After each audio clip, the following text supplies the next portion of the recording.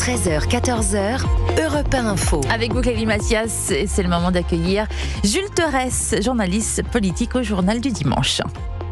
Bonjour Jules Terès, soyez le bienvenu. Bonjour mesdames. On va commencer ensemble, Xenia Fennerova va nous rejoindre dans quelques instants. Et on commence bien sûr par cette annonce. Le service national s'adressera aux jeunes Françaises et Français majeurs qui auront exprimé leur volontariat lors de la journée défense et citoyenneté, qui deviendra journée de mobilisation en se recentrant sur les fondamentaux. Les candidatures pourront être déposées à compter de mi-janvier 2026.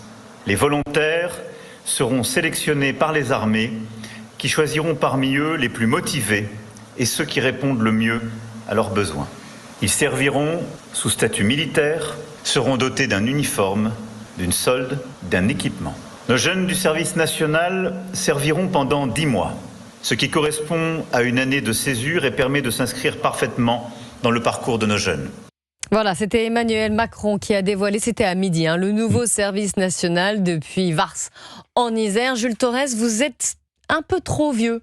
Ça s'est joué quelques années près. Ah zut. Oui, je crois que c'est pour 18-19 ans et là, surtout, vous avez quelques années de plus. Suis-je volontaire ? Alors voilà, j'allais vous poser la question, mais vous auriez quelques années de moins, est-ce que vous l'auriez fait ? Oui, mais moi je suis favorable à un service national et qu'il soit même obligatoire, parce que je pense que le service national, avant qu'il soit supprimé par Jacques Chirac, était quelque chose qui créait de la cohésion sociale, où il y avait des valeurs et surtout où il y avait toutes les classes sociales qui étaient représentées. Et on voit bien, et c'est je pense l'écueil du projet d'Emmanuel Macron qui était déjà l'écueil du service national universel qu'il a créé en 2017-2018, eh bien c'était de fédérer. Le problème, c'est qu'on a bien vu, avec notamment les rapports de la Cour des comptes, que quand il y a le volontariat, on a... c'est ça ? Comment ? On ne fédère pas. On ne fédère pas.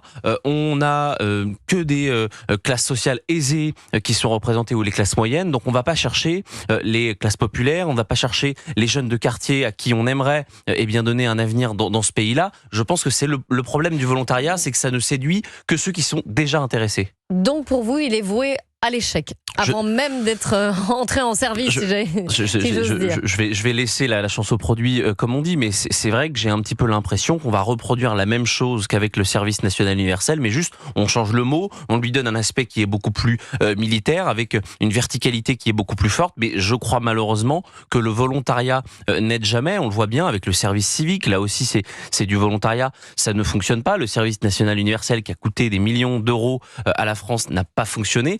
Donc j'espère, après là, la différence, s'il faut quand même le dire, c'est que ça va être donné aux militaires. Donc j'ai peut-être plus confiance dans les militaires que dans ceux, et c'est pas pour les injurier, qui s'occupaient et du service civique et du service national universel. Mais c'est vrai que je ne pense pas que le volontariat soit une bonne chose, et je pense, au vu des problèmes que vit la France, et moi, toutes les personnes qui ont connu le service national obligatoire, enfin peut-être pas tous, parce qu'il y en a qui ont voulu être réformés. Sylvain Maillard, qui était ce matin l'invité de Romain Desarbres sur CNews Europe 1, disait que bon, c'était pas le meilleur souvenir qu'il avait dans sa vie, mais en tout cas les gens, moi, à qui j'en ai parlé, me disaient que voilà, il y avait du lien social, ça faisait du liant dans la société, et surtout il y avait des valeurs qu'on ne retrouve plus, les valeurs de courtoisie, les valeurs d'amitié, et surtout c'était des tranches d'âge qui se voyaient à cet âge-là. Et voyez-vous, en Norvège, où il y a une conscription obligatoire, il y a beaucoup moins de délinquance juvénile.